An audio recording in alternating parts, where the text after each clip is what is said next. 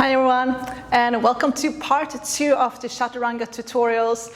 If you're a beginner, make sure to watch part 1 because I'll be demoing how to actually do a Chaturanga as a beginner with your knees on the ground to build up strength. If you've been practicing for a while and you think that it's time to take it a little bit further and start to do Chaturangas without your knees on the ground and start to build a little bit more strength and power, then please watch this full tutorial. So I'm going to first demo how to do the Chaturanga, and then we'll do it from the top from a sun salutation A, so you see, and making sure that you also watch the other tutorials how to do a sun salutation A and a sun salutation B after you watch these 2 tutorials on how to actually do the Chaturangas. Once you fold forward at the top of your mat, you inhale, lengthen. You step back to a high plank. I'm going to demo a few options. So I like to keep my feet hip distance apart. You're going to shift forward. You can also keep the big toes to touch, but I prefer feet hip distance apart. Shift forward, shoulders over your elbows, elbows over your wrists. So a lot of people tend to collapse when they're lowering, all right? Or they try to go into a upward dog before they have lowered down. So they lower and then they try to go up to an upward dog because they're losing the strength. Okay, so what we want to do, we want to shift forward. Elbows are going to stay close to your rib cage as you lower. So it's like you're doing a push-up with your elbows close to your rib cage. So I'll show you the first option. Shifting forward. Lower all the way down with control, but tuck your tailbone under. You see how I'm slightly rounding my spine? Look forward. Keep your elbows close to your rib cage as you lower all the way down with control. Untuck your toes, hands underneath your shoulders. Inhale to a low cobra or upward dog. And then exhale to downward dog. Okay, so what I just demoed here was lowering down with control. So do not rush it as you lower. Almost, if you can, lower on the count of 1, 2, 3, 4, 5, if there's time, if you're just practicing at home. And then inhale to your upward dog, exhale to your downward dog. Okay, let's do that one more time. Feet hip distance apart, shift forward, press through your shoulders, or press the mat away from you, tuck your belly, start to bend your elbows, look forward, and with control, lower. 4, 3, 2, and 1. Lower all the way down, untuck your toes. Inhale, low cobra or upward dog. Exhale, downward dog. Okay, second option, we're gonna lower down halfway. So your elbows are going to be level with your body, with your side body or chest. So you're gonna lower down until the point where your elbows is hitting the side of your rib cage. Looks like this. So you don't want to lower too far because the elbow's going to go past that point. Right?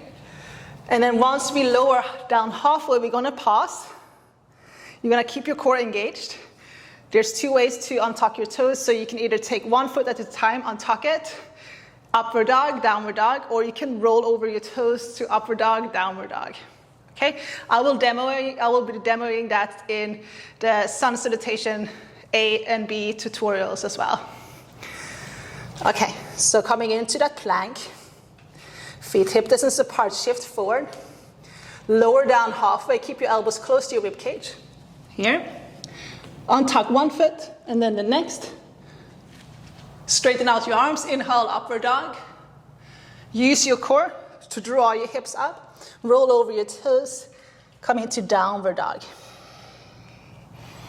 Okay, so I came forward to a plank. I took 1 foot at a time, I flipped it over to the top of my feet. Then I pushed through into upward dog, exhaled into my downward dog. I'll do that one more time. Watch my feet shift forward, press through your shoulders, look slightly forward, lower down halfway, untuck the feet, upward dog, Downward dog. Okay. Okay, last one.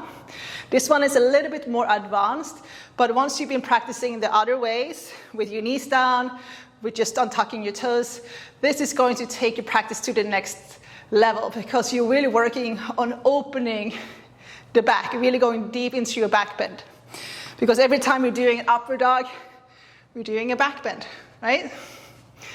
And you also have to use your core slightly here to be able to do this. Okay, so same thing. I prefer to have my feet hip distance apart. Some practitioners have their toes together, and that's fine as well. Whatever works for you. I find that it's easier and a little bit more relief for my back. I give my back a little bit more space to practice if they're hip distance apart, especially when you're going into that upward dog. Okay, from your plank. So what I'm going to do here, I'm going to lower down halfway. I'm going to push forward. I'm going to roll over my toes into upward dog. And then I'm going to use my core to draw my hips up and then roll over my toes again and come into downward dog. High plank, shift forward, lower down halfway. And then what I like to do, I push my hips back slightly, and then I push my toes back, and then I roll over my toes, pressing my chest forward, rolling my shoulders back. And then I use my core to lift my hips up until I roll over my toes again.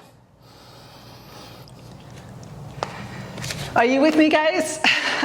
Okay, so let's try that one more time. High plank. Inhale forward, shift forward, lower down halfway, roll over the toes, upward dog. Use your core to lift your hips up and then roll back. Downward dog. Okay, so keep practicing.